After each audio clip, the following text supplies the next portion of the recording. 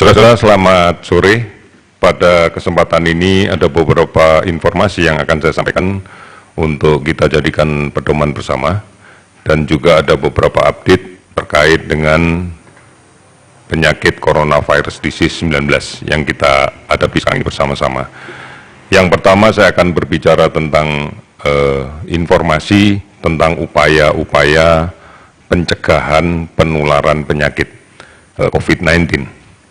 Beberapa kali kita selalu mengatakan bahwa penularan penyakit ini akan didasari oleh kontak dekat akibat cemaran droplet dari orang yang sakit kepada orang yang lain. Pada saat dia batuk, pada saat dia bersin.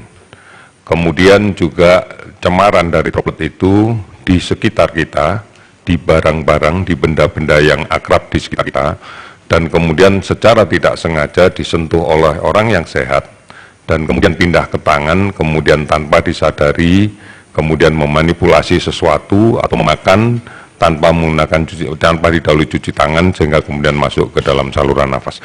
Oleh karena itu, sekali lagi saya mengingatkan kita semua untuk tetap melaksanakan upaya menjaga jarak pada saat kita melaksanakan kontak sosial. Jangan kurang dari 1 meter. Ini yang menjadi penting.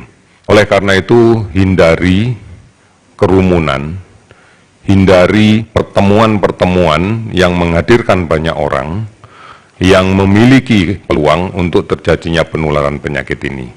Ini menjadi penting.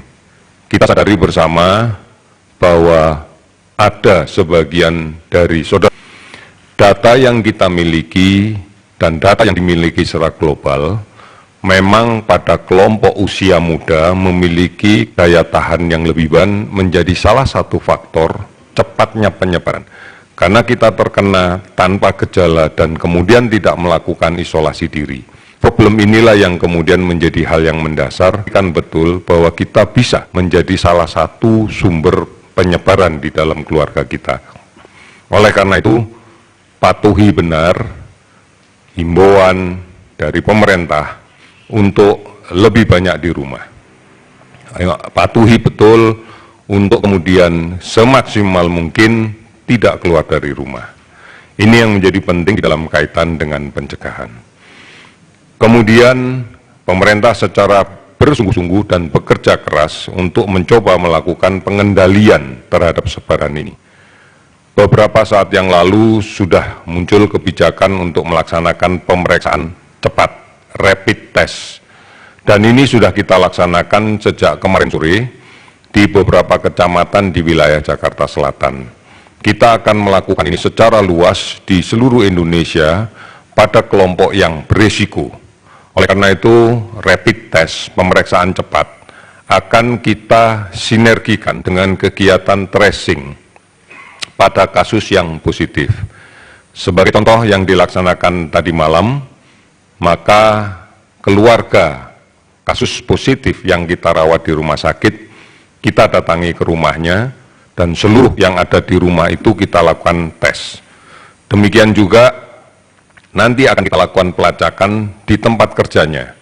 Inilah yang dilakukan di dalam kaitan dengan pemeriksaan cepat, terkait juga dilakukan dengan screening ini. Tujuannya adalah sesegera mungkin kita menemukan kasus-kasus positif dan kemudian melakukan isolasi di tengah masyarakat supaya tidak menjadi penyebaran baru.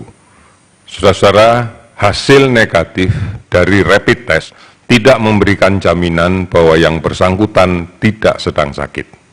Bisa saja pada pemeriksaan ini didapatkan hasil negatif pada orang yang sudah terinfeksi oleh virus ini, tetapi respon serologi, respon imunitasnya belum muncul. Ini sering terjadi pada infeksi yang masih berada di bawah 7 hari atau 6 hari. Hasilnya pasti akan negatif. Oleh karena itu, ini akan diulang lagi untuk 6 hari atau 7 hari kemudian dengan pemeriksaan yang sama. Dan kita menginginkan siapapun, meskipun di dalam pemeriksaannya negatif, tidak kemudian merasa dirinya sehat, tetap harus melaksanakan pembatasan, mengatur jarak. Terima kasih sudah nonton. Jangan lupa like, subscribe, dan share ya.